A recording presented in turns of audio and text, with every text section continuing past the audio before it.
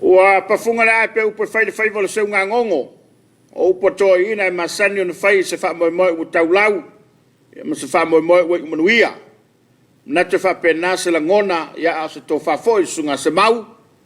Ina ua tau mai nu mau. Tau mai nu lelei le tatu tudo. Le fefe le le so farile. Ma wala tu so i fola lelei so ma tu wala. E o tatu ia ile por kalama le Suluaulama. Ma lo ni malanga manuia ni. Ja, maar of is het maar dat je zo was vredig.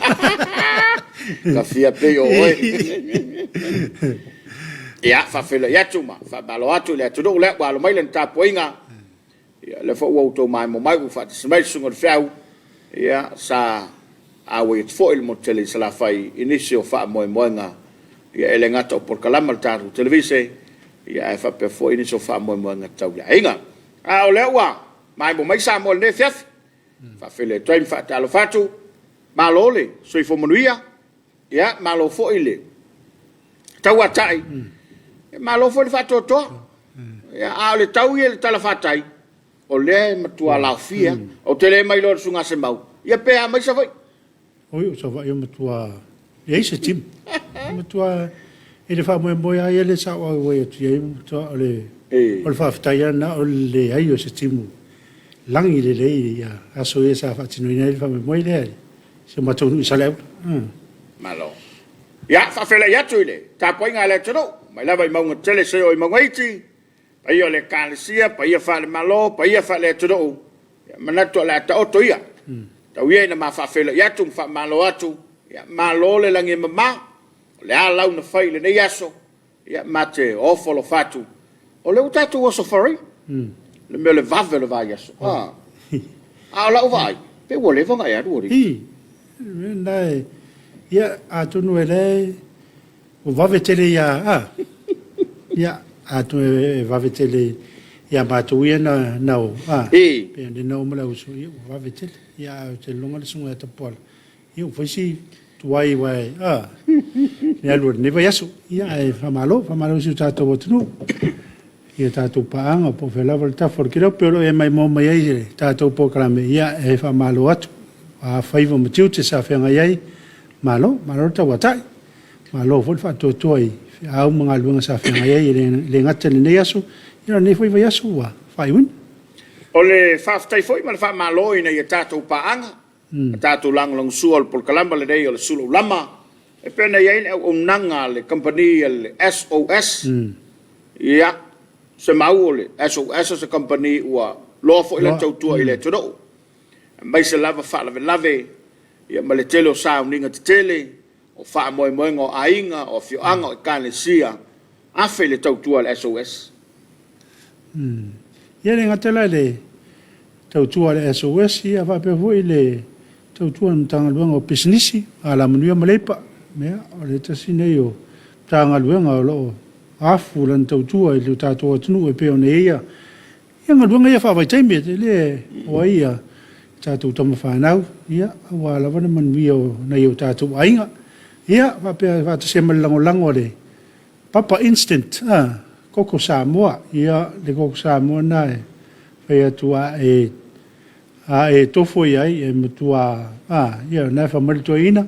Yami, ia o maua ia e tapo e yami.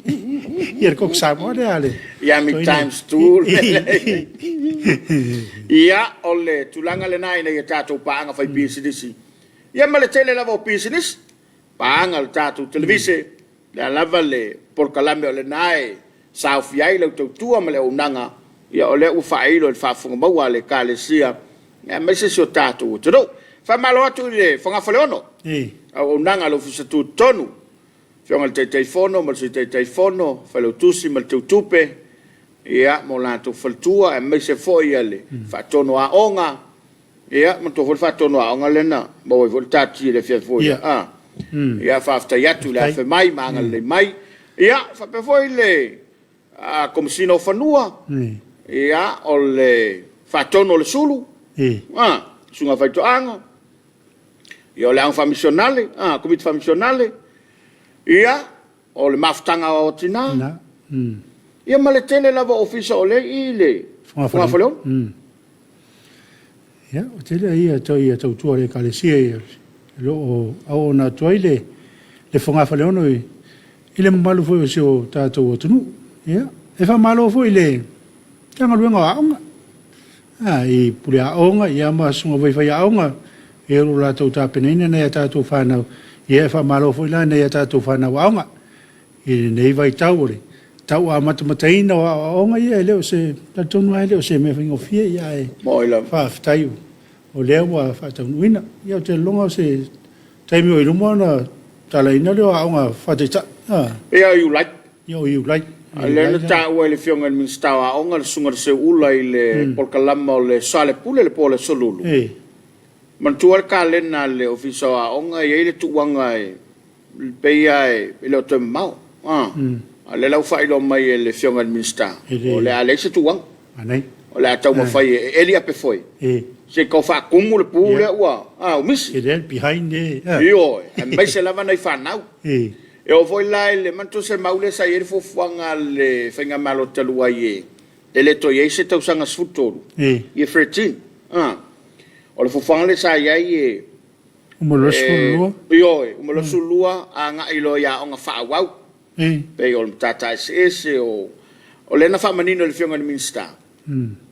O la tau ia e tau sanga se fulu le au maka se fulu lua. O le ao i le tivet. E le siko i ngā o ongal na. Mo veo o la fot ka ungolin. Ngā luang hoi pei o ka muta. O insinia. Palama.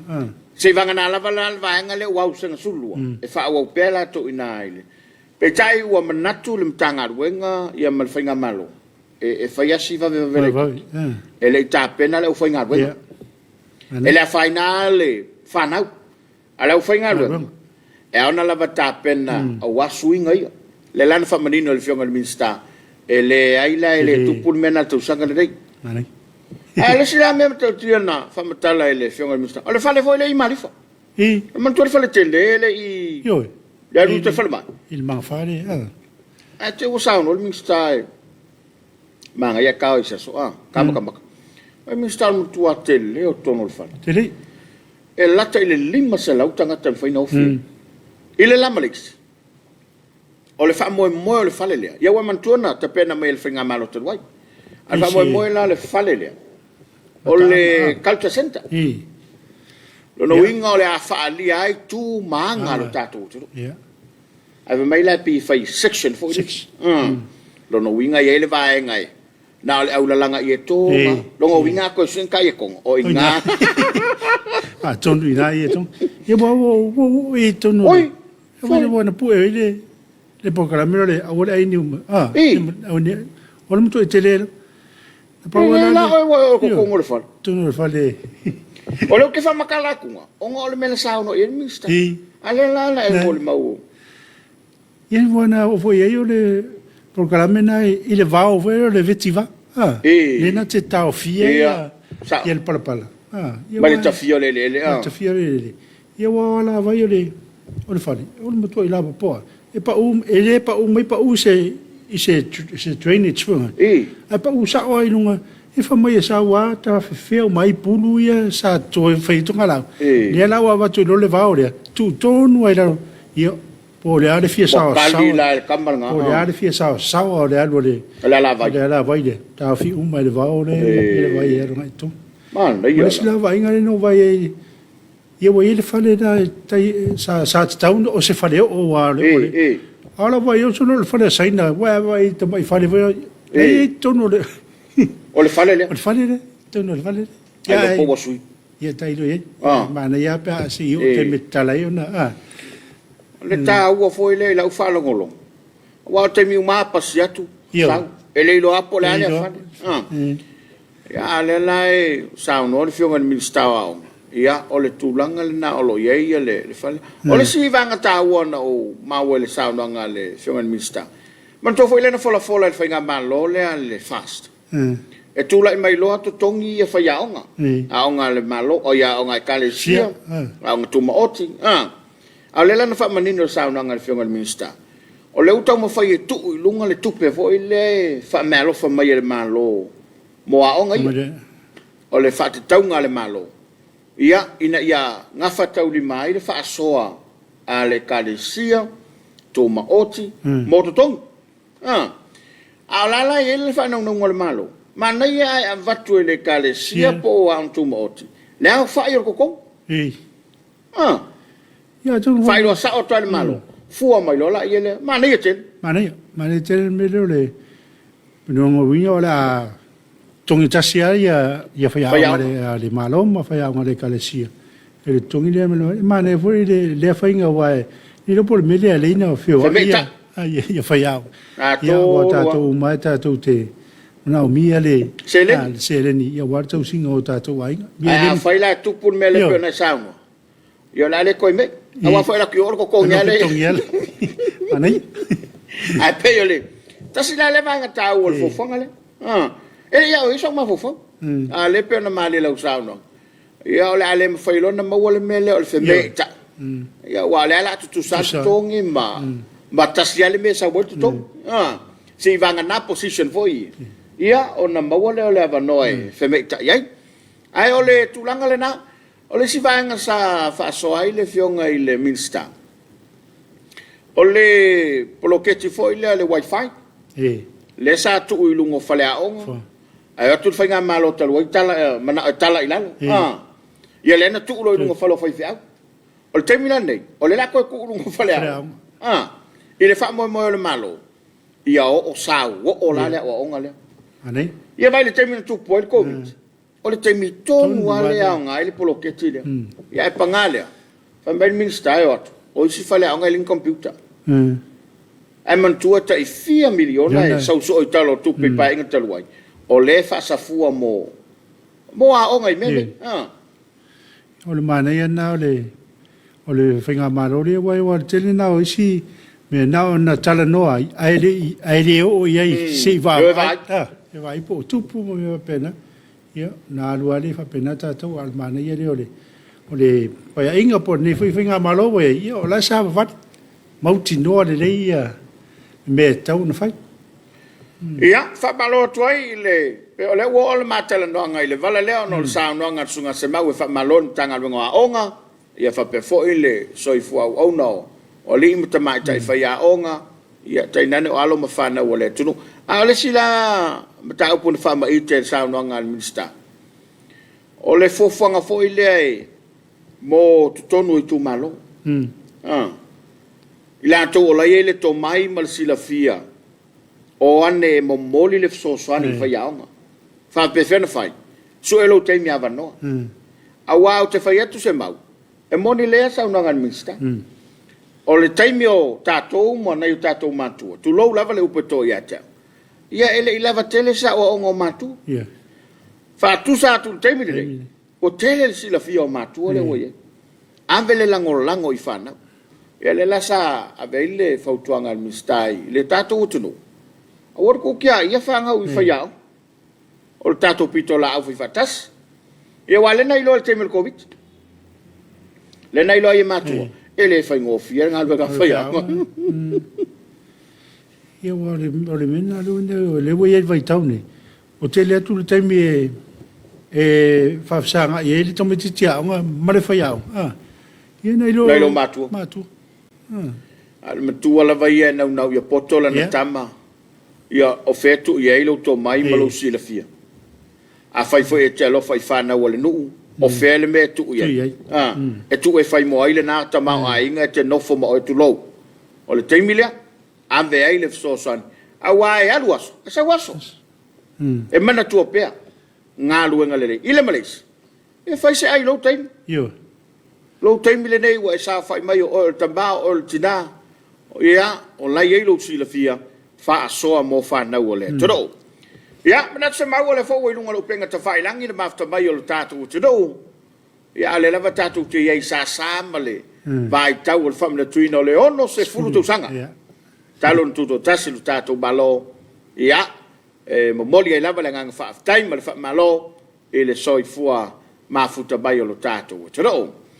Ya baba ya tu ya salai vadu. Talili. Ya ole nae fa malo mai le tapor kalambe. Ya ma tu mai lona awe. whawhela i mai, ma malo mai. Mai lei malo, Yeah. Teresa ale fosio, ale fatu mo por kalama no ele fefi. Mai kanponi merpone. Me pone.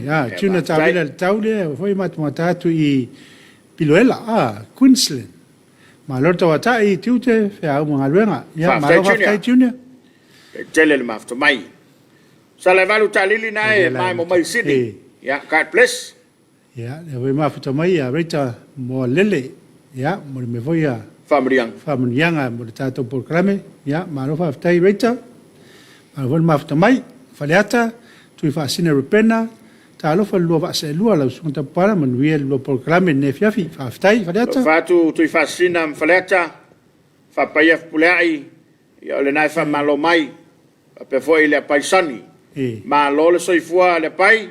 La mai mo mai nai kampon ni. Oi Canberra. Australia. Lango fa umu fa tal fatu ya te olua ma le programa tango fia ma lo lava te tua tunu. Lo fatu mo olua manuia le weekend ya. Ni fa fa ingon ne va so lango. Seu ma fale polu fia ilo fiva la vei. Ya. Ma lo le tautua. Lo le soifua. Ma tabatatu New Zealand fa tai. Ya, le ma fatu mai fa tu psia le asi. Mori mai a Faamisionare. Lango fa umu le watching from Browns Plain i Brisbane, Australia.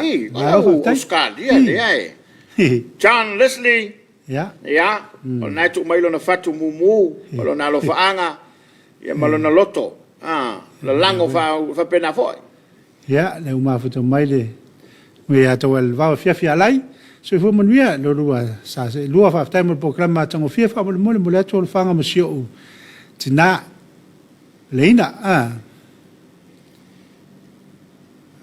ya ja peni avasa live a pesio tatu ai o mai Samoa ma so se tafor kilope lo fanga mo Samoa le atu pele fa fetai le fa casa TV male pulenga fa manuele tu mo rua fa fetai ta vau ai lo to fa tel vau ya mo lo to pala ma sunga fa ngai ma lo to tu atu manuele programa lo fatu ya lo fatu foi Senta te vanga malole, malang manuia lo sunga, maloa savai. Maloa savai te fau. Sa una lo fo istoino te pala, ya malola ba ulu fa malos ne yaso. Manuia le fefi watching from Brisbane, Australia. God bless lo fatu mo lua. Alo va tai, yeah. Okay, lo ai. O le ngat savai fe fiau. Kasia lo walunga, ya mao le meu kia do. Fa mal lo te te fau. Ia, ava ko kasi ala walunga, valotu. Fatal fatu lo sa valotu. Ia, ma se foi le faltua. Ia, ma le no falo. Ia, ma lo valotu. Ia, a fatu foi ia fata ma son faltua. Ia se singa ma son faltua. Ia, ma lo anga seata moi malai. Alo fa lo sunga. Le mai mo atu i au kilani sila alo fatu. Ia, alo fatu foi anga seata. Ya, fatal fatu lo sa fa tauloa. So alo Eli Wilson, so i fomria te pala fa pefo sunga na wao. Fe moliato lo vanga ia e se utina fa pefo dai ainga mai le lepa. Sa maunga pa ia savai. Fa mlia fo i fanga ia Samoa mal fa tuina. O le ono se fulu tu sanga lo tuto tasi fa tai ma nei lo por kalame. Ma lo se fo salo. So to fa mo tauloa. Na ma after me Samoa. Ya, o ruta tawane. Ma lo ngā rua e ne yaso, wha manu e pele atua i tūtum tofi o wala winai o tō, me se lua sunga, lo whea ngai mele programe, alo whātu mai Hawaii. Ma lo ruta, alo whātu manei alo sei, sei Oriana, ma lia niko, wha pe foi ona māua mai le tātou Afiafi, ma le ata ino lipi, ma whaleata tui whaasina, ia wha pe foi miu a mosa, ma lo lava la soifua whaatai por kalame, alo fatu mo le lua va se lua. Tai miu. La tai no lipil na vo e, bailo da awe, fa malo mai le dei Afiafi. Ya. Sita te va? Ya, ia o pere tipeni, maro se fo maua le lua sase lua, ma ne programa matatu i Sydney, Australia. Ya, alo va aftai. O le ua ielu, so i fo manue lo sunga matango fil po kalame fa fitai lava. Ya, fa aftai vo i le ua, ma futa mai. Tavita Stars, so i fo manuia i lo sunga, ma le dei aso fau, vi ele ria lo fatu mai Brisbane. Malo, alo aftai Brisbane, Australia, sa le sa sango li Ioane le ulua ia li ia le foi muri mai na alufanga Filipo Sio ma lor tau tua tunu lua sunga aftai Loretta Roberts tuile tufunga ia si mai lona fatu sa o pes foi le tuli mano lo fatu afenga varsita ta lo fa lo sa se lo manuel programa me ne Afiafi aftai Andrew Raeli alo fatu mo lua Samoa uma fa aftai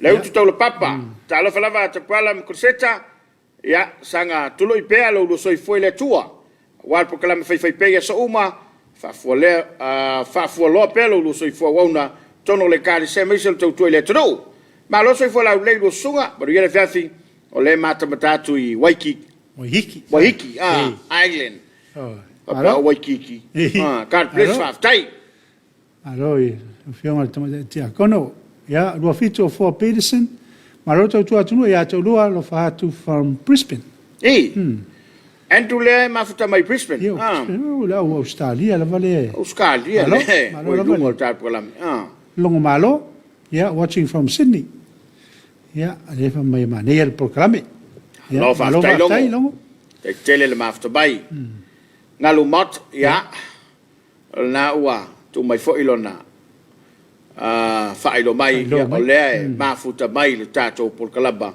o le Suluaulama I le nei fo ya Afiafi mata ko fia le nei o le aso freile tono se tato utro ya esta pati la so I fo maua lo sunga maria por kalame alo fatu maria ia le faso songo le Afiafi malo aftai ta wasa Bes Smith ta lo fa lo sunga te pala se mau lo fa tu si o mato I tu malo manase sa foto vai uma I tu malo na te ele proketi o le ve ye se finiona lo teletu aftai te wasa lo telet foi lo telinga ia malainga ia matalele Melford ne foi wa ma o mai le tatu kalame ma lo le soi fo maria lo afionga mo por kala bato ko fia mo le bole lava te pala se moleto lo faanga mo so matu tina pele ya sopo olive mai pata fala la tai moleto fo lo faanga mo tatu fast mai se lava lo afionga ia o lo faanga na mai matu ma la Sydney au Australia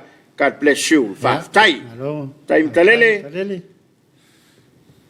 alo vo ya lo mo me pe lo faanga malo se tatu tu le vai sola fa to esele fa talo fa tu lo sunga mo le programa tango fie malor tau tu atunu mata tu tanidin o tako I New Zealand fale toa afoa fa tai lava mo le polkalambe fa tai fale toa mai le atinganga fa talo fa tu lo sunga malor tau tu atunu manuia le programa ya manuia ho ne Afiafi mai atinganga malo lava asonge la wanai ya o le tuli manua o lo fatu o ia ile lofa e wa opuna le pese fa le tuli man tuli man le fatu ya o lo mbol mena lo fanga a songe le wanai ya e ni stato lo fanga le uso ya la tainuri pilna ta lo fa le usunga fa feringa fa foi to pala malor nga lue ba to filtar ko la de Afiafi lo fatu mo lu God bless fa tai Alwaftai, fa lori masoe, malor se fu manuia I lo sunga, moli atu, ia lo faanga, ya. Ia le leo lori. Ina ia umatu pele loli tu savalalo, ma se lema ma si umatu ainga umai vai pua, manuia por kalame ne Afiafi. Aftai fa, lo fat foi, fatalo fat foi, sunga sofa ia loli tu savalalo, mal fatua se lema ma ainga tu vai pua, ma lo lava. Ngalumot, so I fobaria I lo afionga, alo fatu mai melepone malulu le mea ka fia lua ko Samoa ai vela God bless fa tai ya malo aftai falto afoa fa aftai mo proclame alo fatu from Sacramento California in Malotelo America e fili ole wa ma futa mai ta ai mai lona fatu fakula malonga o makwa fusi mai nele tau fete nga tote malor se fua ta poala ma sunga I faifiau fa aftai tene mo proclame matango fia lo matatu I nei Hayward California manuia le proclame ya manuia foi le fa songa nele malor ma fata mai se tu mo fa wo soifo manuia mai Brisbane faaftai mo fawo aftai telele afta mai le tato por kalabor Suluaulama ni unga lava le lua lo fatu mo lua fa pesa mo atoa mal por kalama mana ia lo fanga mai ale lua ni unga Amerika Samoa ya mata no mai Amerika Samoa to fata wao to pala siriatu ile te fono na nei sal pule ya pe ton watu tar sanga le bato ka briba le Qantas ya mo malanga tu sao mai mato sini Samoa ya sa ole wa o fa longo wa mai tar sanga le company vale le Australia ya mana ya le fo ma tu mai savea Brian so na lole ma lo se fo mnia ya lua sunga mole por kalame alo fa tai lina kalepo ma lo le foi lo sunga ma lo lo sai ya ma lo lina alo fo ma tu mai ri o ainga ma lo Whengainga, tō whae a Tapuaiga, wa aise, wa isae lulu tō ina stui. A fōi la tō e, lo il Faamisionare le sui tamaitai o Nora, whae tō i fōi. Ma lo so i whamuruia rio ainga. Ia, alofa au waa. Ta alofa lava i sunga, ia, ma sunga le wao, watching from Melbourne. Ma alofa tai alofa. Pisona tali loa, so i whamuruia, lua sase lua, ma nei el pokalami. Alo, ma fita, pisona. Ma lo fa aftai. Ya. Aba ya tu pole. Le ua. Au le lo fanga le utau no mai nei taimi. Ya. Ma le malo tato. Todo ai. Lo ye fa madianga ma sunga ile fa ya Paulo. Ya mosiona anko ya alo Samoa Manila fe pulai. O lo i Wellington e New Zealand. Ya o le aso soifua ile so.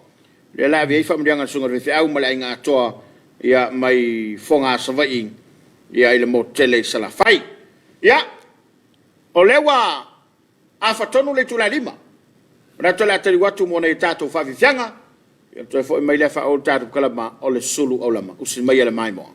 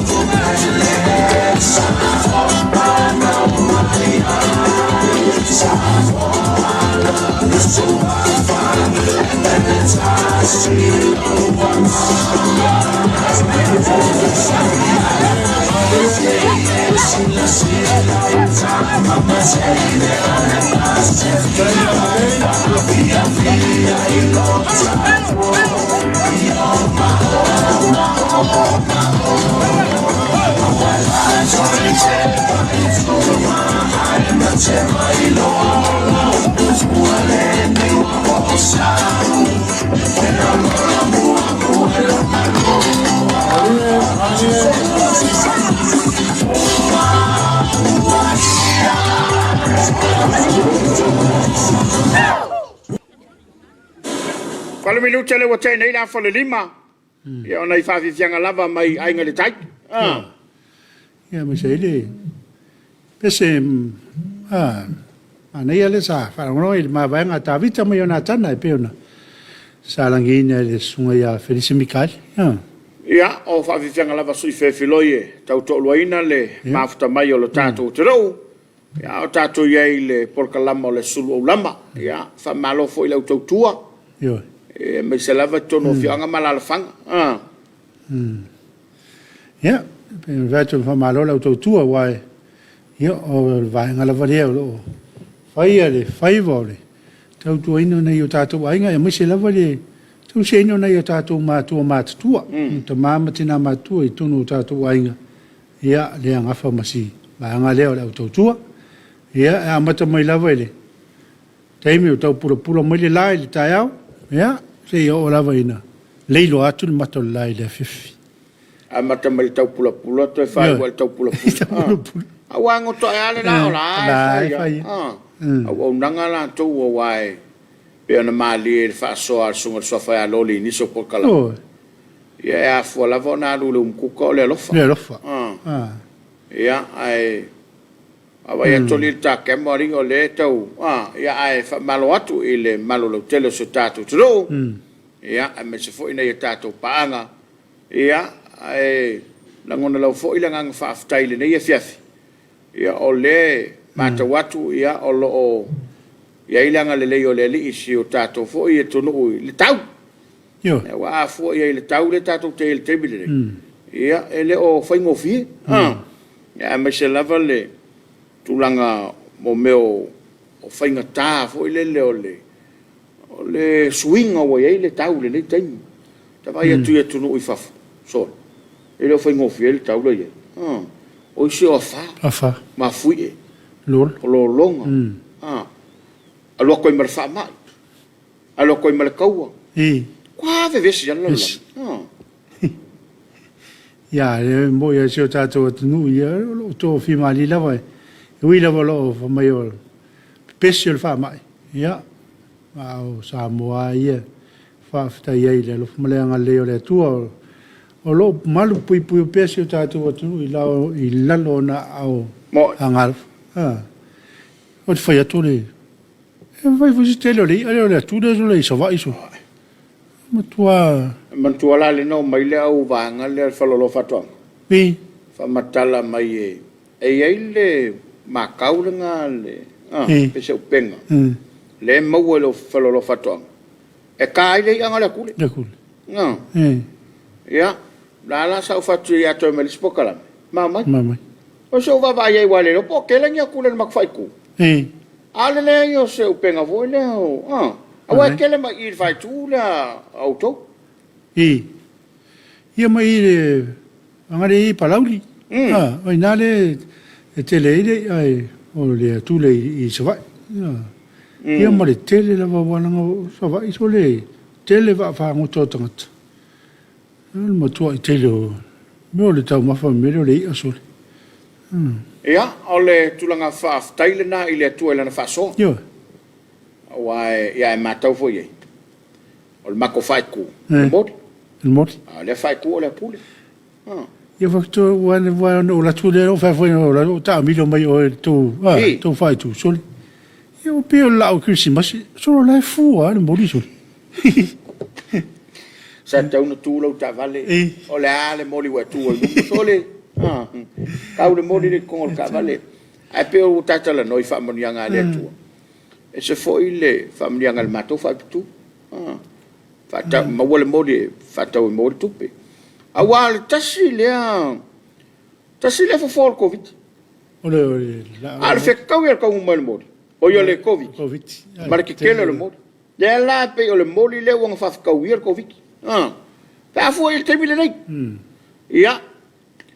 Ai, e se foi la le se whaitu. O le atule. Wai whatau ma wai fua la tau se le. Ia le akule le inga sawai le I. Ia. E li whaila saki ngari o le ae le ia lua le akule. Ia le ngata le mori sole a mo le tasi se wha la ngā koko sole o la ia wata la tu la ia wa te lea wha la ngā koko la Tau ai. I le mauto le sunga le whawhenga ia wata le sunga ia pei. Oi? Ia no wha tua sole. Koko lauro. Ia, nā.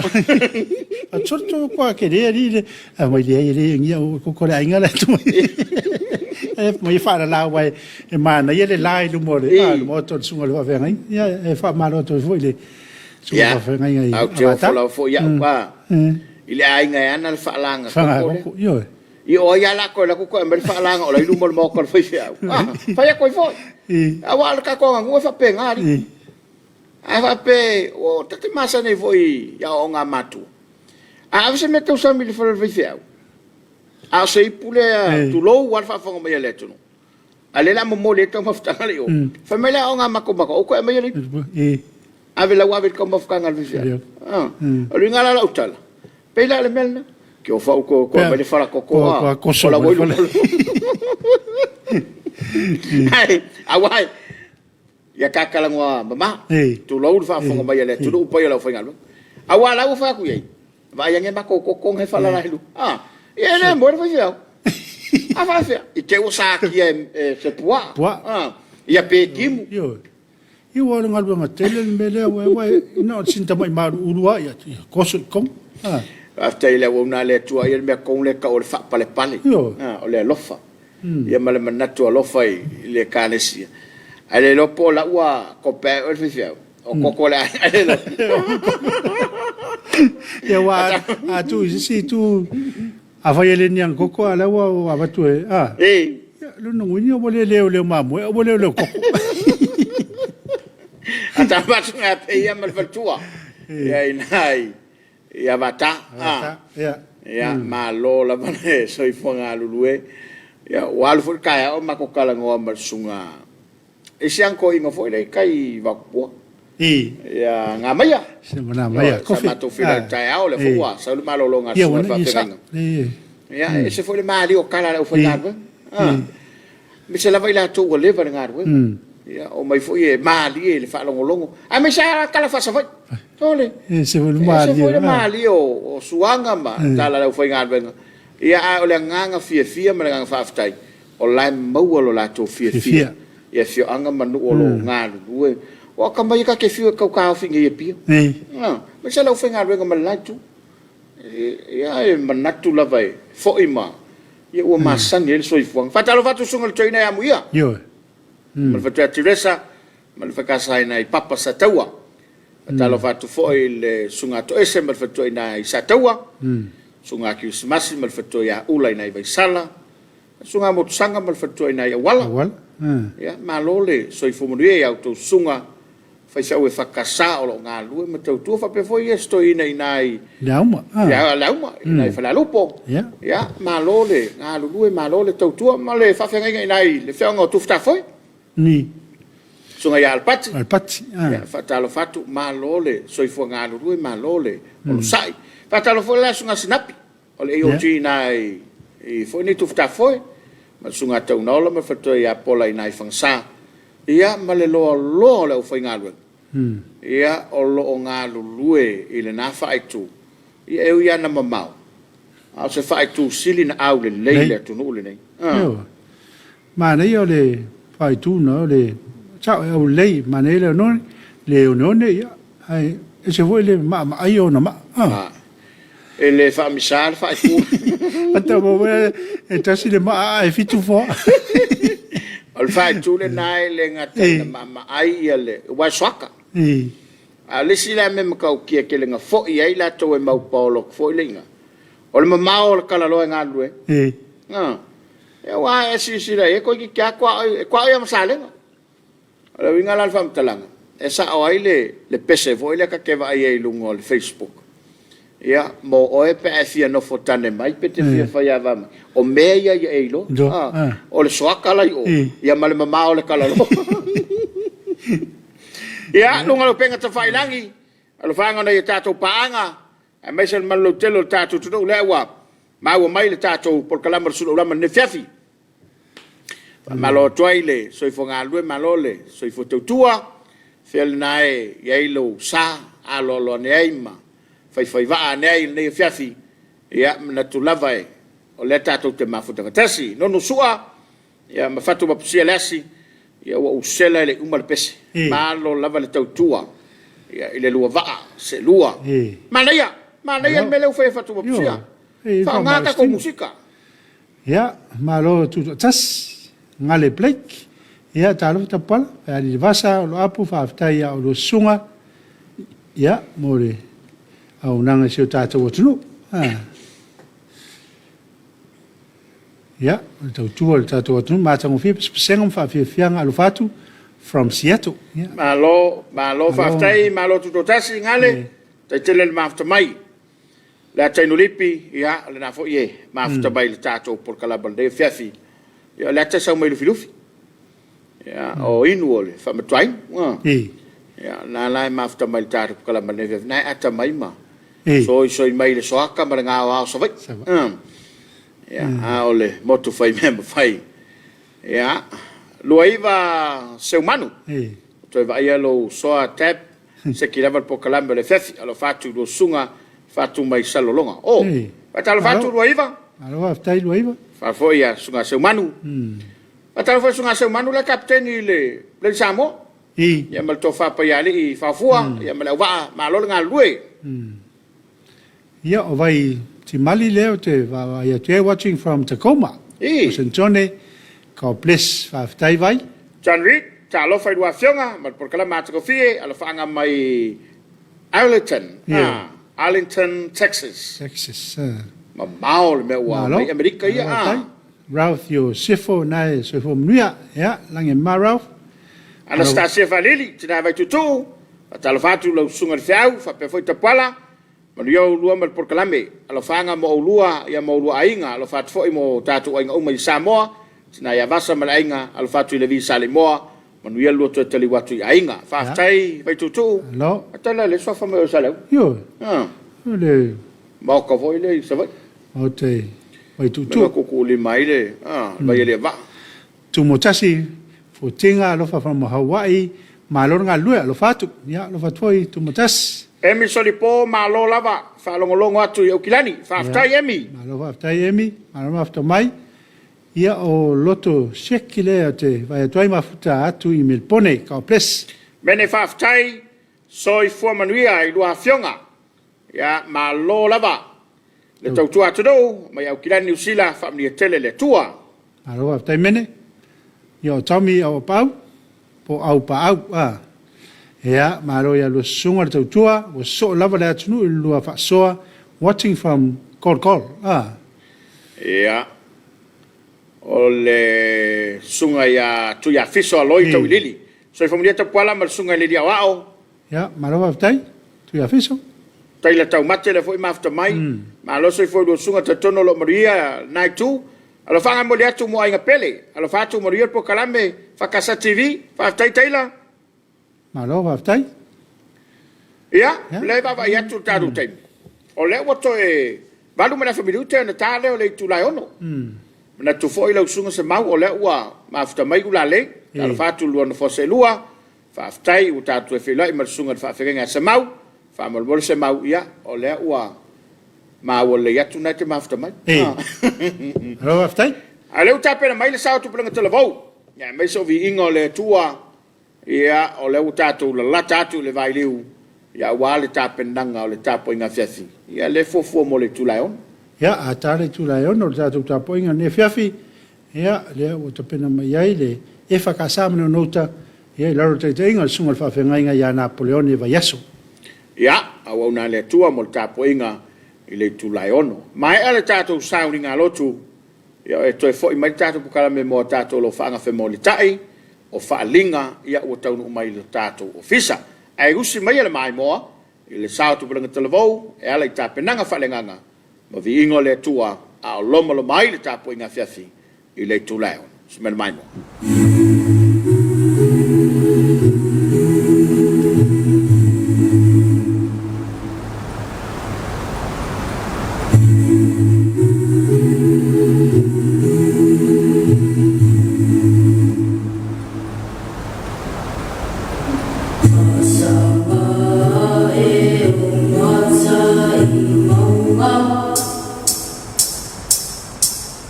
Lo o lo mo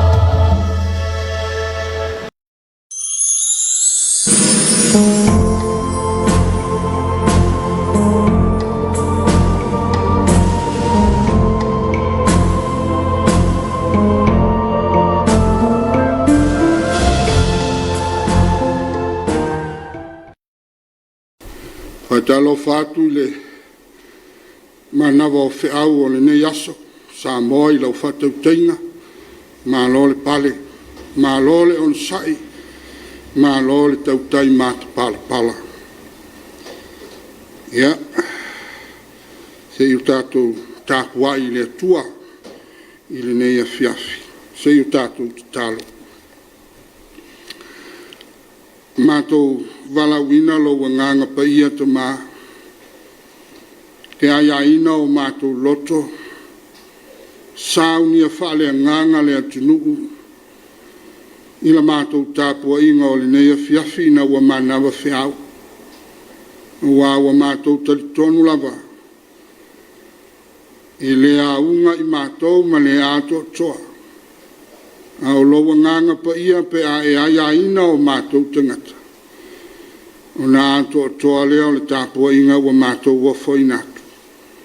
Mai watu le vi inga whasiri sili o lo swafa. Mātou wala ulawa I le awa ma le minga o tele te taua I ala I swafo Yesu. Lo mātou wali ma lo mātou whaola. Amene. O le whaitawina o niso a fionga pa ia alo tātou tua. O le tusi whaitau o le nei aso e tusa ma le whasino ngā le tusi whaitau aso. Usio ngā ruenga le awa apostolo o le mitau pa esifuru ma le tasi. O le au whaitawina whai upa esifuru ma le iwa. Se ia whangata mai le whai upa e lua esifuru ma le ono. Ngā ruenga o le mitau pa esifuru tasi. Fulu iwa le whai upu e matai o na o whaitawina se I o atu I le whai upu e lua fulu maleono. Whafonga I a fionga pa ia aro tātou tua. Na o atu fo I e na whasala wina I le sā wanga na tupu I na ua oti o se te whano. Ua o lava I foinie ma kuperu ma Antioka. Wa le tau tala atu I le upu I stasi na o tangata I utai lava. Tangata ku Peru ma ku rene fo inisio I lato. Wo fo I lato I Antioka.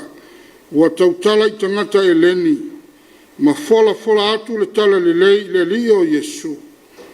Sa iate I lato le a ao le li. Wa fatu o tua fo I le vao tangata e to tele. Ma li liu mai I le li. Wa longo atu le tala ia mea I talinga le kalesia o Yerusalema. Na lato awina atu leo pa napa I o lava I Antioka. Wa o atu o ia. Ma ua I loa le alofa tu noa le atua. Na oli le o ia. Ma apo I atu I atu I lato malava.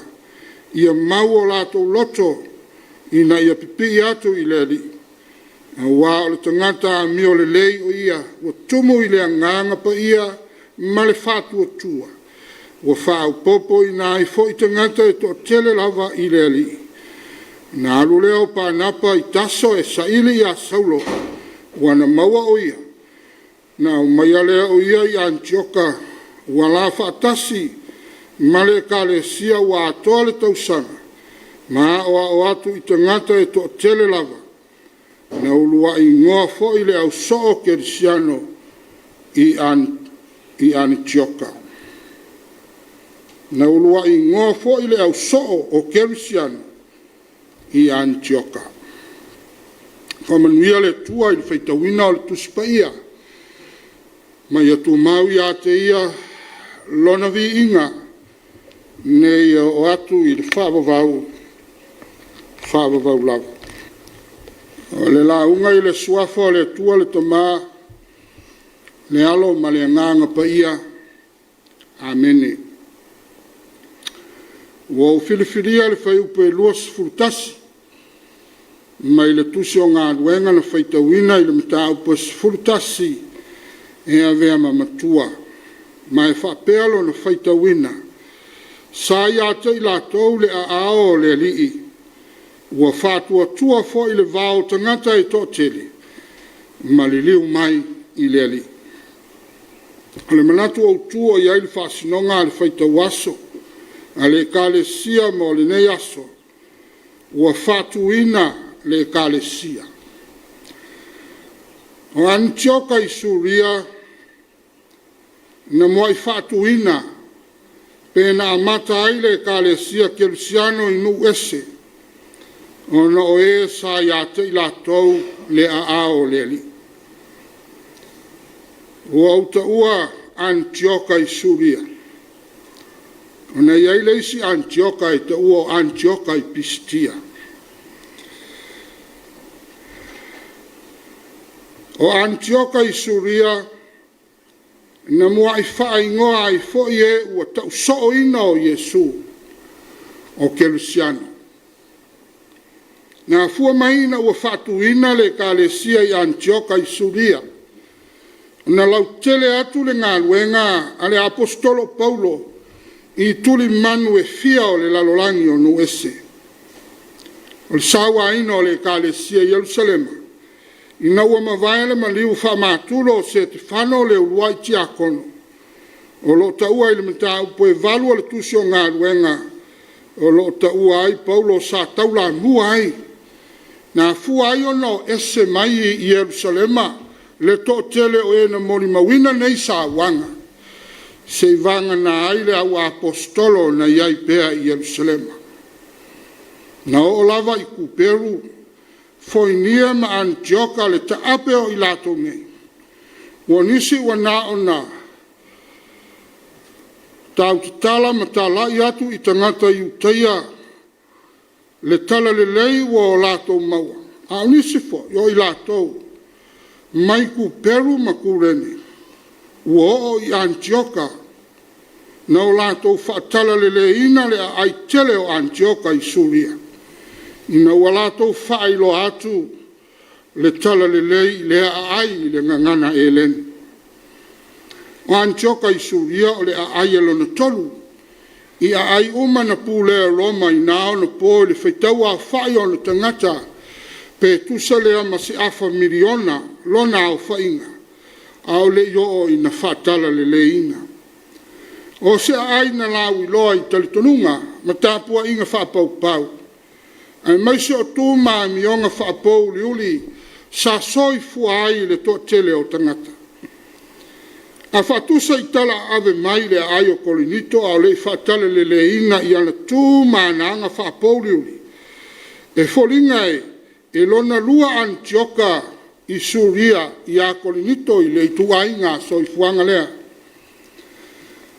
Au se ai e mawalunga lona tamau ainga i le lalolangi o nao na po. E matango fialo na taulanga i o nā tu whalenga o whale tele o whausanga taunga tā ma anga na tā. Teu te wina i mata ua taunga tā. A toa ma le whata o tonga o nā ala te tele ma ngā ala.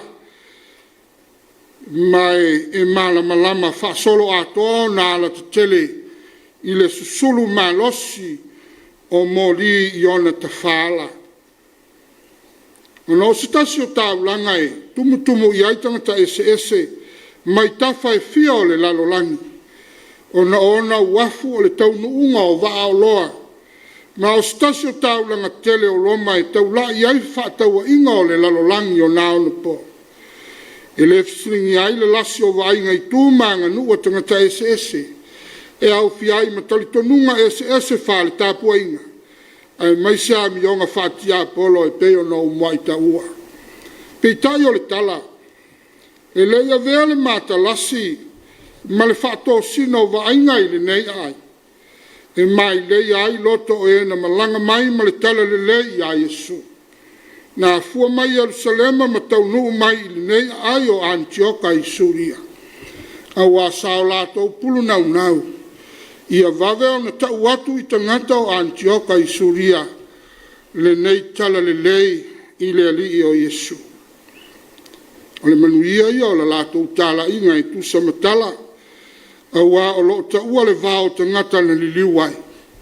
O lo na winga e to tele tangata sai le nei ai whapau pau na vave o na liua ma Kerisiano a wa sa ia te i latou. O e na tala i atu le nei tala le lei, le a ao le li. Wa whātua tua fo i le vao tangata e tō tele, ma li liu mai i le li. o le tala le nana o i talinga o le au apostolo o i le laumua o le ekalesia i Jerusalem. Ponga iai o na awina mai e tai o le ekalesia pānapa.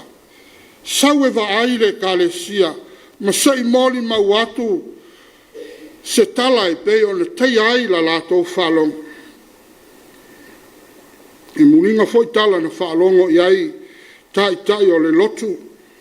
Ina ua moli mauina e pānapa ila na vaai na ua taunu i le ai. Le tupu o le ekalesia. Ma wātili au na whātō tele ina ua taunu o pānapa. E na taria ina Yesu o no le ngā luenga whaamawhana whaaleo leo māmoe. Ale nei au nā le atua o pānapa. Wale winga leo le ingoa pānapa o le tangata whaamawhana. Muri ana. Ui alu i taso ma o mai Paulo e fisosoani i ate ia i Antioka. Pe tusalea masa se fulu tausanga ta alua na liliwina o Paulo mai le sawa i le ekalesia. Aia vea ma kerisiana. Tausanga atoana o lani nofo ai. Pānapa ma Paulo i Antioka. O ifo i Antioka i Suria. Na mata iona malanga Paulo i ana malanga Faamisionare. Ma whātutu ekalesia i le lalolangi o nuese. I oe o le moli maule na, wa whamawina i le tustalo luka i winga ni ngā luenga le au apostolo, wa whātuina le ekalesia. O le fisi, whape whao le tupu o le mea. O le tali, saiate i lātou o e na oma le tala le lei Antioka, le ao le rii. Muriai o no o ane i Antioka Pānapa ma Paulo Mātiri manuia le ngā ruenga. O i lātou nei mai kūperu ma kūrene. O nāo ni tingata na taritonu i a Yesu o no sāwanga. O i lātou ia na mua i au maia i Antioka le tala le lei. A ua saiate i lātou le a ao le li. O le a ao le li ua whamitala ina o le mālosi ma le mana o le atua e alailo na nganga pa ia. Na baptiso i nai le au so'o ma le motu o tangata i le aso Pentekoso. O le afo i le ao le li o lo ta ua e whapese e pelu le salamoe i was furuwalu whai muamua o lona a ao tau matau o lona lava a ao pa ia o ia whai ai le ola tanga. Samoa ma lau sila whaafonga i le nei Afiafi. O le nale moli mawina o le whātuina po le amataina o le ekalesia i nuese, o le ala waa na mawhai ei foi, o na ulu whale mai i Samoa le tala le lei, i le alo whatu no le tua, ma whina ngalo ai o tātou tua a, i na ia avea le tua ma whaavai papa o Samoa. O no le whatua tuanga o tau tua ama o tātou mātua i le ao le rii, o lona ao tau matau, o lona lava ao pa ia, ua ia whai ai le ola tanga. O le malua papa o le atunuu, e manuia ai lona malo, ma o le tangata. O le na fwoi si whaminata ua e le ngata i lo tātou malo, ma le whaminatu ina o le ona sifuru tau sanga o lona saulotonga. Ai mo le ekalesia lava ia, ma le whaminatu ina o le nei vai tau sanga o le fio ifo o le nganga pa ia. O le fio i whalava leo le ao le li o iaina ma losi a toa o lona ao tau matau o lona lava ao pa ia o ia whai ai le o le tanga i le ngata mo Samoa ai a toa foi ma le ekalesia. Le ma losi le na i le ngata o whatu ai le ekalesia. Au na o le na lava le ma losi e se malu ai le folaunga wha au Samoa ma le ekalesia kerisiano. E ui na matangi tau muaina pea, la tātou malanga e whaafita auli ese o leo langa mai lea taimi i lea taimi. Tau tua nā Samoa ma le ekalesia le mawaianga tuua, alo tātou wali o Yesu, le ao le ekalesia, a o le tupu anu ma malo uma o le lalolangi i on soo, wa whamawina e le tusitala o mateio, o le nei, i oto ua atu e whainu malama maso, pa tiso atu i le suafa o le tamā, ma le atali ma le anganga pa ia. I o tō wā atu ia te ila tau I tausi me uma wa o whai atu ai ia te o tō. Whauta whai o te ia te o tō ia so umalava. E o lava I le ngāta anga o le lalolanga. O le māwaenga tu ua Yesu. O lo whataua ina I pēa Yesu le ngā luenga whamawhana le kālesia. Pei fo I ona whaia e pānapa I Antioka I Suria. Mō ta ngata ina ia manuia ma whaola ina, ma whaau popo ina pēa. Ta ngata mō Yesu malona malo e whawawa. Wa whatu le kālesia. Pei o le manatu au tū o le nei aso. E to tonunga le mu ilana moli mau. Lo tātou wali o Yesu Keriso. O le na whaalia ai le ao le li. O lona lava au tau matau. Wa ia whai ai le olatanga. E ala I le maliu. Ma le toi tū manu malo. O lo tātou wali o Yesu Keriso. Tau tua nā Samoa. Tau tua nā le kālesia. O le ao le lii. O le ao whaamawhanawhana. Ina ia o tātou loto te tele le atunu ma le kālesia. E soi fua I le whina ngalo o le atua. I aso uma, ma taimi uma o le ola. Ma ia ola whaamahoni mo Yesu malona whina ngalo pa ia. Ia manuia le whaamanatuina o le ona se fulu tau sanga o lau tua tutasi Samoa. Lau ma lo wa whaavai le atua. Manuia fo I whiau sa e whita I tunga I ai I le ne yaso. Amen. Tātou pese I le atua I le pese se lau valis futoru.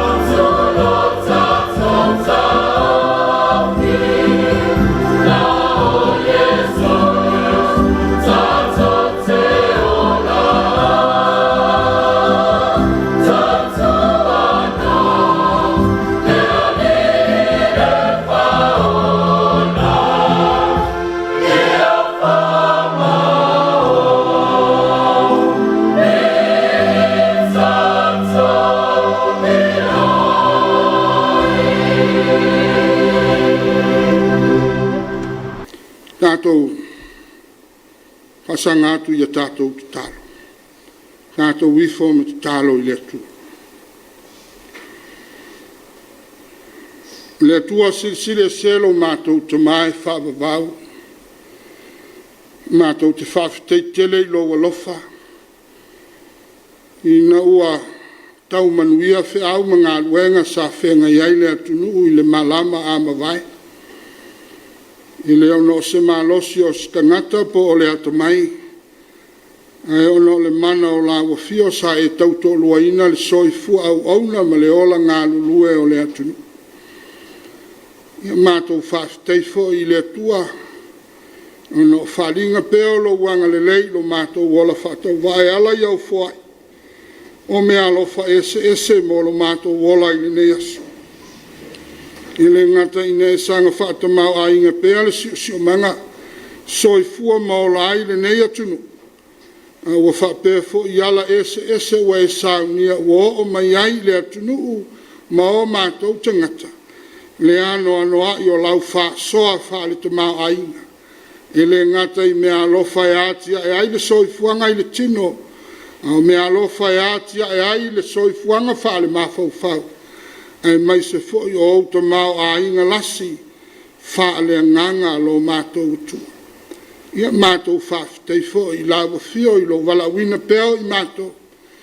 So se ala o whi au ma ngā luenga i ui le vai ma le whātau waa. Ia ai mai se fo i o lau tutofi o nisi o le nei atunu ue whai mau mea whai ngā luenga. Mori mau i lau whina ngalo.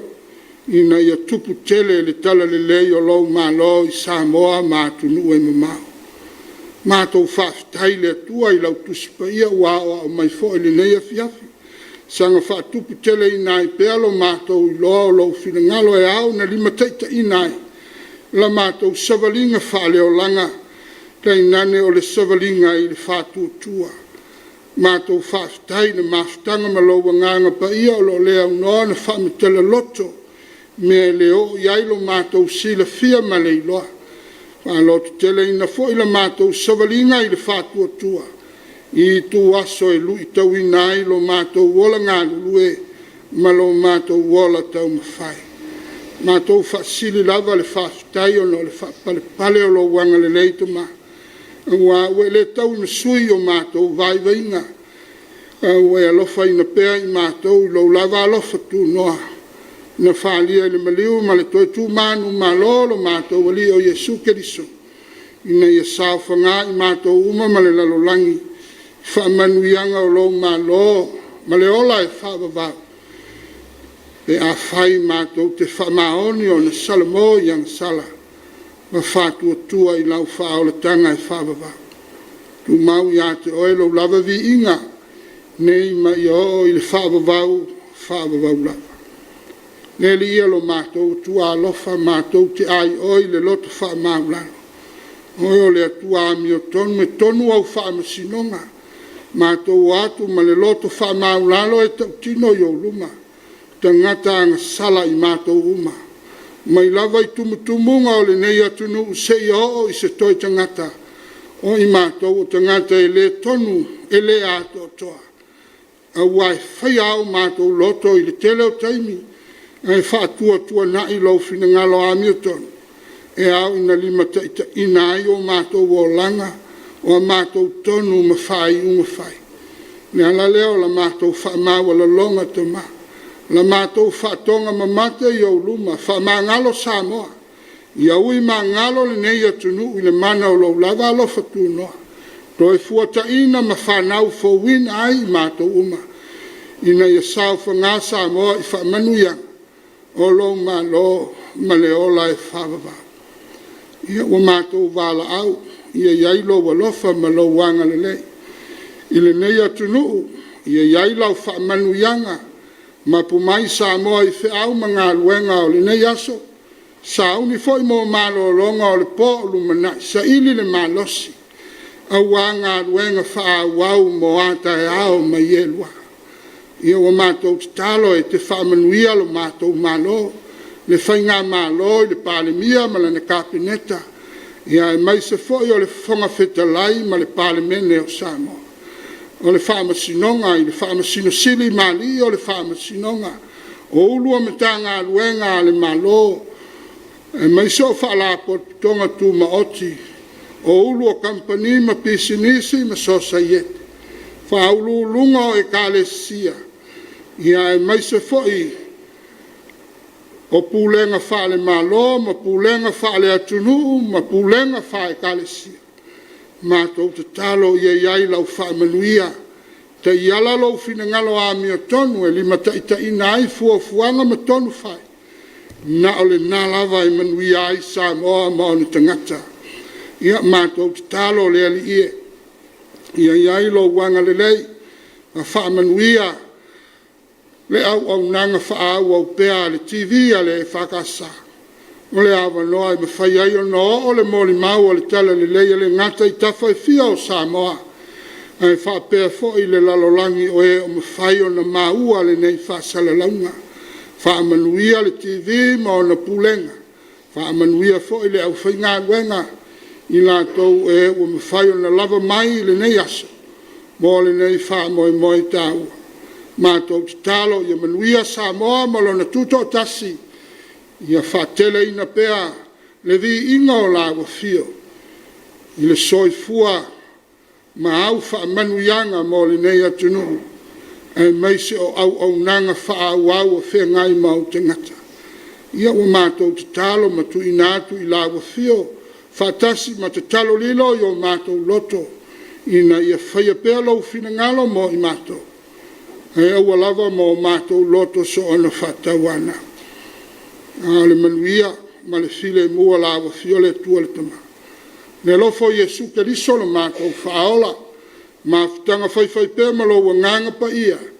Ia i lunga lea o Samoa uma. E mai se foi o le lalolangi whātua tua umalama. Nei māsa uma. E o lava i le whāwawau lava. Amen.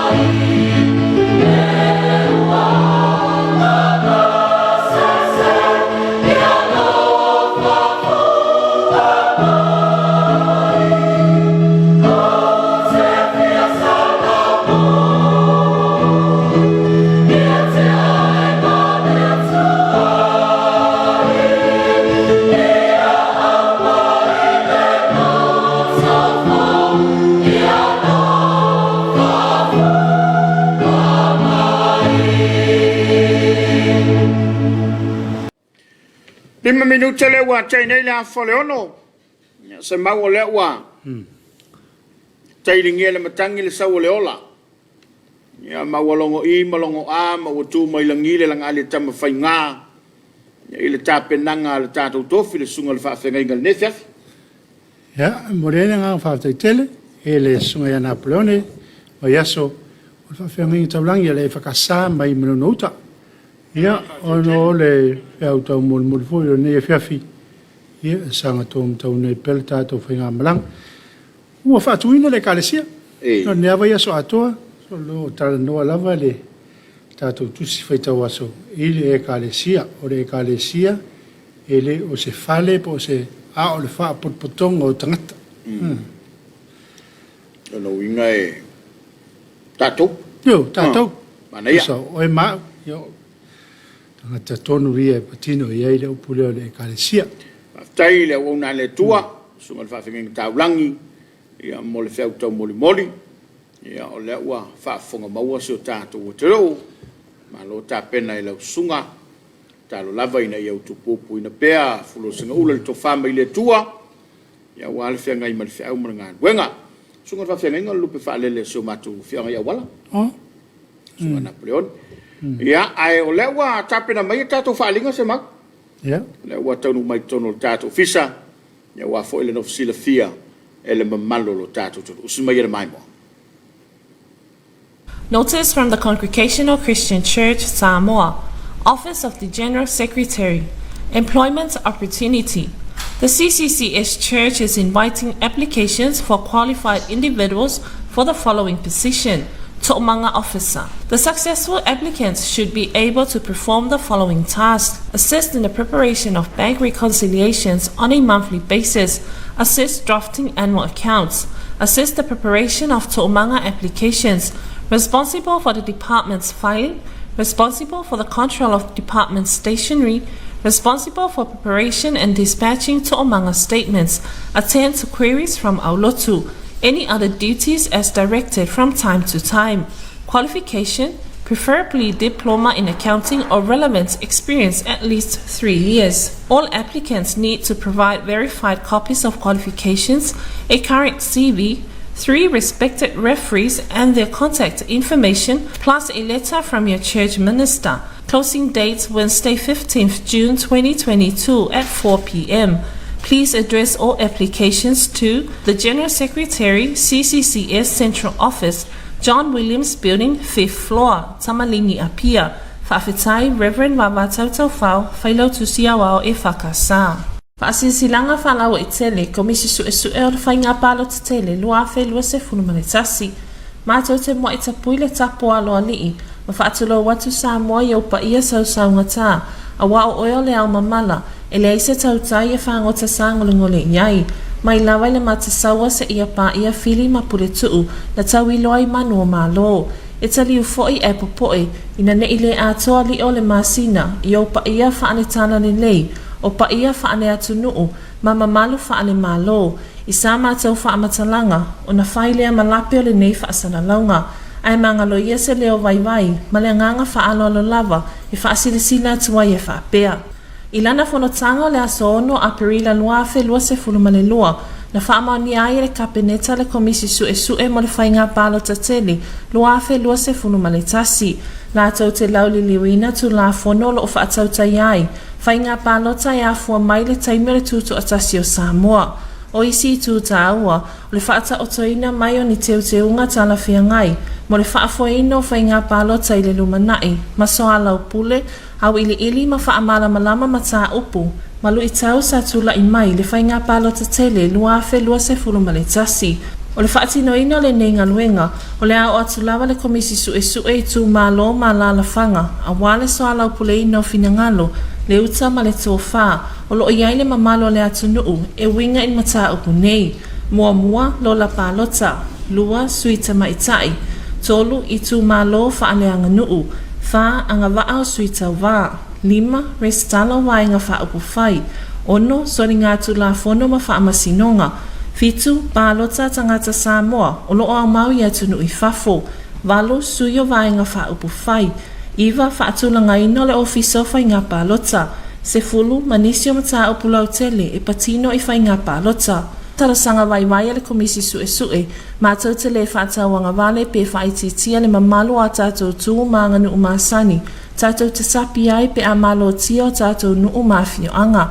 Le ngatau le anga tonu a wawhilo inga masani. Ai whaapea foi manisi whaalolonga e masani ai. Le tatalo le komisi o no le taimi ma le whaangasolonga o polo kalame ina ia wawe whaasopolia le sa ilio finangalo le atunu ile nei mata upu. E manatuai le taita ifono ma le komisi ili anganga mawalalo ina ia wao ia nei whiloa inga masani ai tātou wanga I sao ile au tuo le mata upu tala noina. O le whaatala ula tuai ma le anganga whaaloalo le mamalu tele o le atunuu e fia whaalia ni o lātou finangalo ma tāofi a wala sanga whaalelei ati niai au nanga ma le whaafoenga o whainga pālota na ia amana ia mai aso no fuanga ma taimi o le ata uailalo mo nei whaataratana noanga. Mo upolu, whaataratana noanga o mata upu I le whainga pālota luafe lua se funu maletasi mai tū malo pālota vai maunga mua, vai maunga lua, vai maunga tolu, vai maunga wha, whaleata mua, whaleata lua, whaleata tolu, wa whaleata wha. Ilona vai aso mua, vai maunga mua e awhiai lau lii, le tongo vai lele, maunga fia whangalii. Le awhaatinoina I le katoliko vai lele, le aso sfurma le tolu o yuni, luafe lua se funuma le lua. Vai maunga lua, e awhiai moa taa, vai ala, vai puna, le vili, vai wasitai, vai waseuta, mato matangi. O le maota le e whakasai moa taa, aso se fuluma le whaiuni, luafe lua se fuluma le lua. Vai maunga tolu e awhiai matau tutai, matau tuta, vai singano, leone, maangiangi, vini, whato ia, le lata, mama angau. O le e whakasai whato ia, le aso se fuluma le lima, o iuni, luafe lua se fuluma le lua. Vai maunga tolu e awhiai tanunga manono, papauta, na whanua, le tawa, vai lima, vaoala, awhia manu. O le e whakasai vai lima, aso se fuluma le ono iuni, luafe lua se fuluma le lua. Vai maunga wha, e awhiai a pia, tau ese, a aio niwe, tamalingi, tufui opa, malua fou, matafele, le ufisa, moto otua, ma le fifi. O le e whakasai a pia, aso se fuluma le fito iuni, luafe lua se fuluma le lua. Vai asolo na lua, vai maunga numera wha, e awhiai lalo vaia, tunga fuafua, taufusi, paalisi, saleufi, funga lei, savalalo, songi, mulinuu, vai mea, a aiofiti, mala mangoto. O le katoliko taufusi, aso lua se fulo iuni, luafe lua se fuluma le lua. Fale ata mua e awhiai vai moso, sinamonga, alafua ma mua. O le metotisi sinamonga, aso lua se fuluma le tasio iuni, luafe lua se fuluma le lua. Fale ata mua e awhiai le pea, pesenga, loto pā, tua na imatu, see, tua efu, ma ululoloa. O le awhaatinoina I le whale komiti o le pea, aso lua se fuluma le lua iuni, luafe lua se fuluma le lua. Fale ata lua e awhiai vai loa, tula ele, tali matau, ma vai yusu. E lise, ma vai nganga. O le e whakasai vai nganga, aso lua se fuluma le tolo iuni, luafe lua se fuluma le lua. Fale ata numera lua e awhiai si usenga, fale launiu, tapa o, matanu mapua. O le katoliko I si usenga, I le aso lua se fuluma le whaiuni, luafe lua se fuluma le lua. Vai asolo na tolu, fale ata tolu e awhiai vai tele tai, vai tele uta, vai tele fou. O le awhaia I le e whakasa vai tele uta, aso lua se fuluma le fito iuni, luafe lua se fuluma le lua. Fale ata wha e awhiai saina toa amua safu ne mapui paa. O le awhaatinoina I le e kalesia metotisi, le aso lua se fuluma le valo iuni, luafe lua se fuluma le lua. Tuina mata upo tangata ta ito atasi mo le tūmalo paloto vai maunga mawhaleata. Le awhaatinoina I le potu fono, ofisa le komisio whainga palota I muninuu. I le aso lua se fuluma le iwa iuni, luafe lua se fuluma le lua. Tu foio le atatala ina foio le tata upenga ta whailangi, https://coi.oec.gov.ws. I le aso se fulu tolu o iuni, luafe lua se fuluma le lua. Mo le tuina mai o finangalo tustu. O nei whamatalanga uma o le atu ina mai, o le apuipuia mo le iloilonga le komisi. Mo nisi whaamatalanga I whaatatau le nei whaasalaunga. Whaafesota I mai maunga whetongi wā ai. I le numera lua li mai watasi lua. Po le emaili f.vai@oec.gov.ws. Po o viti levu si mati. I le emaili v.simati@oec.gov.ws. Po le telefoni lua whaono o fitno. Ma le whaaloalo lua whatasanga tu uieti tau le alo. O le taitaifono. Public Notice, Commission of Inquiry into Electoral Matters 2021, Public Consultation. At its meeting on April 6, 2022, the Cabinet approved and appointed a Commission of Inquiry to review electoral matters, particularly issues concerning the conduct of the General Election 2021. The appointed Commission hereby advises that public consultation shall begin on Monday, 13th of June, 2022. The Commission will commence its consultation program in Upolu, starting with the electoral constituencies of Waimaunga and Faleata. Sava'i consultations will be announced by the Commission at a later date. The Commission respectfully invites members of the public to take part in the consultation regarding the following core matters: electoral roll, women representation, traditional constituencies, eligibility of candidates, registration of political parties, court petitions, overseas voters, party membership, institutional structure of the Office of the Electoral Commission, and any other matters related to general elections. Consultations for Upolu shall begin with Waimaunga and Faleata on Monday, 13th June 2022 at 10 a.m. to 1 p.m.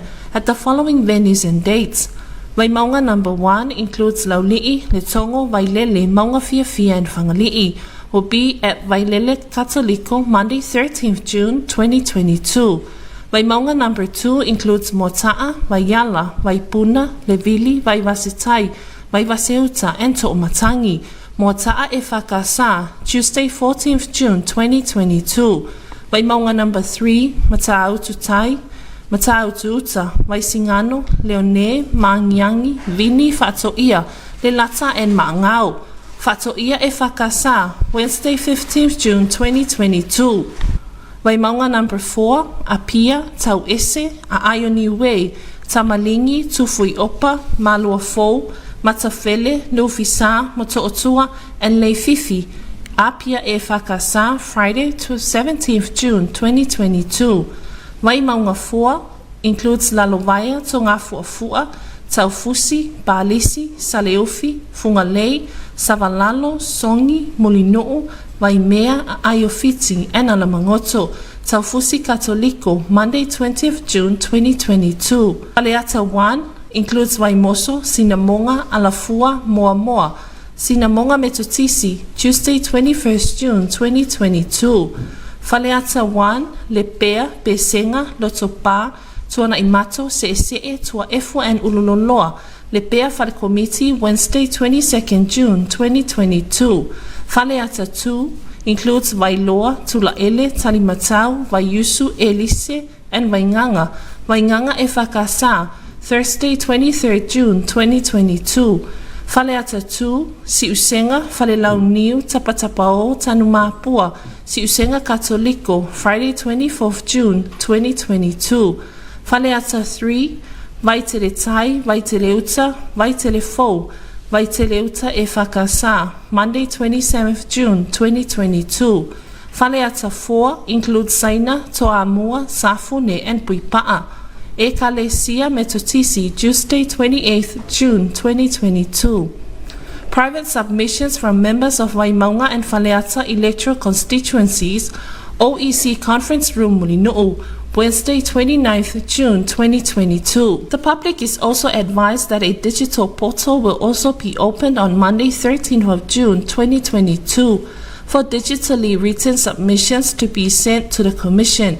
To access the portal, please follow the link at coi.oec.gov.ws. For further clarifications and questions regarding this announcement, please contact Mulitalo Fetongi Va'ai on phone number 25912 or email f.vai@oec.gov.ws or Vitilevu Simati on phone number 24607 or email v.simati@oec.gov.ws. at oec.gov.ws. Lua fatusanga tu Uyeti Taulealo, Chairman of the COI into Electoral Matters 2021. Fasisilanga man matangal wengo soifua maloloina. Company nga o si fangwai wa ausia la fua mo le saungale mo sua wai tau mafa. Lua fese fulu maleono. Fasisila atu ni wa malo le atu nuu. Company nga o si fangwai o lo ta uailalo. Wa ausia la fua mo le saungale mo sua wai tau mafa. Lua fese fulu maleono. Mo le vai taimi su esu e ina o me. Lua fe lua se fulu malelua. Samoa Pure Water, Clear Water, Vaimanino Water, Letara Crystal Water, H2O Water, Olivia's Refill Water, Natural Samoa Water, Levi Skyline Water, Iceland Water, Water Express Refill, Paradise Purified Water, Samoa Water, Ocean Blue Water, Just Water Refill, Waitele Spring Water, Malefa Aloano Lava, Tangaloa Dr. Robert Thompson, Sui Fatunusilia, Wao Matangal Wengo Soifua Maloloina.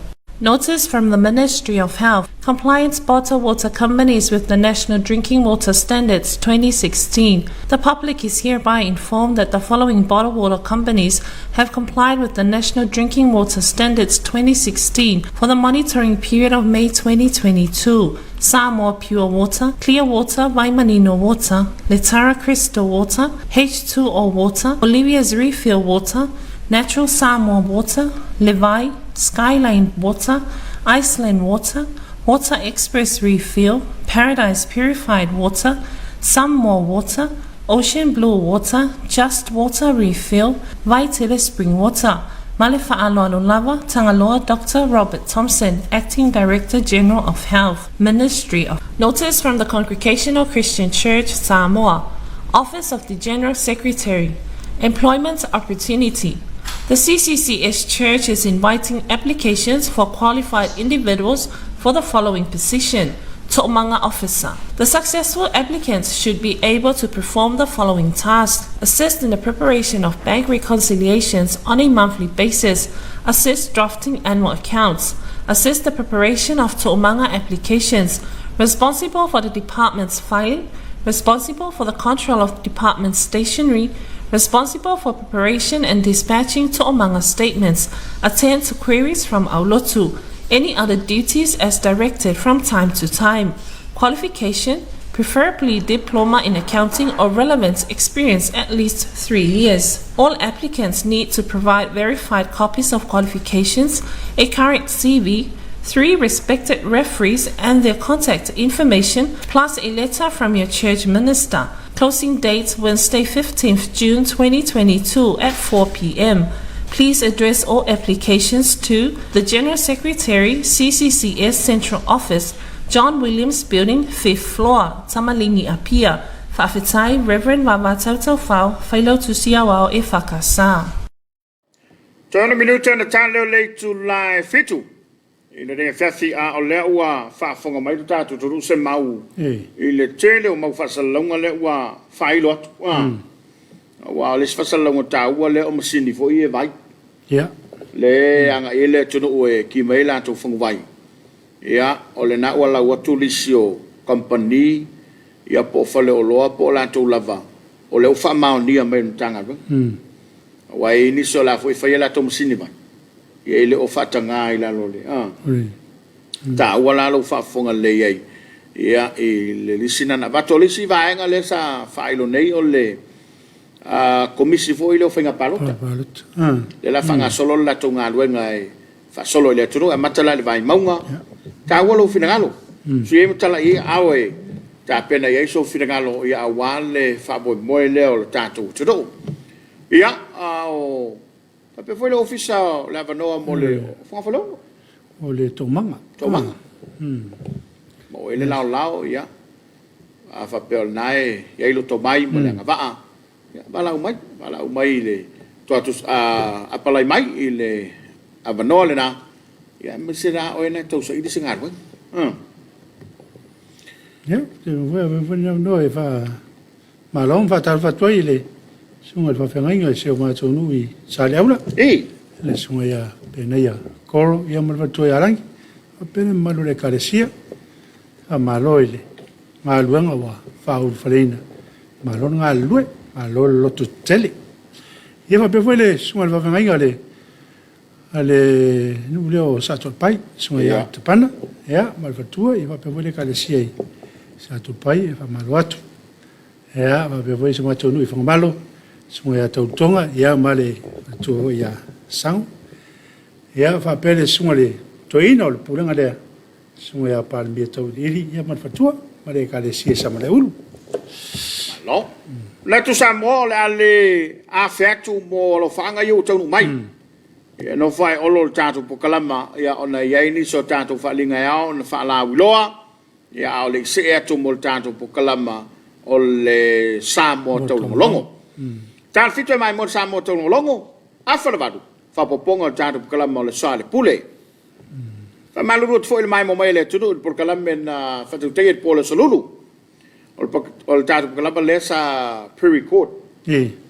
ia sa ia sina fale tonu sa ia le tato leo i le mic sa fangaina ia o le ua mai on fa le ia vanga uma fa malulu toila mai monga le ngati Samoa nei fa pe fo ia tono mau a le poana nei o le awina tu sa watu le afo le valu ia le tato por kalama o le sale pule wala ni ngali atu oe awani MCA ta wani som taupu ia o le a fatala noina i lunga o le tato por kalame ai ole fa te tele ona ia tato paanga lo lango ina po kalamba le Suluaulama le papas instant coco o le SOS o le MCL fa te tele ai silil ma fa te ma sunga se mau o ele te mai mo mai mana tu lava ia wa tu lava u tiu ma ni so fo fanga ia we ma futa mai lava tato kalam ia mo vona fa te tele e le maro tato tu ia olo mai so sta for ne ke lope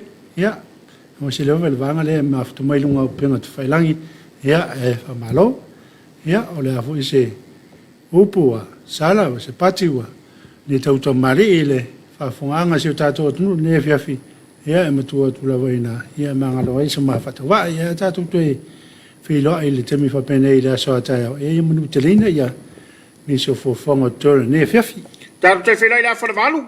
E tatu whelai tae amara sunga whiwhiawa la whanawalu. Taru pukala marasal pule taru whitu. Samoa taunolong. Anu te leina ni vanga le Afiafi. Tō whaia mole nei teimi.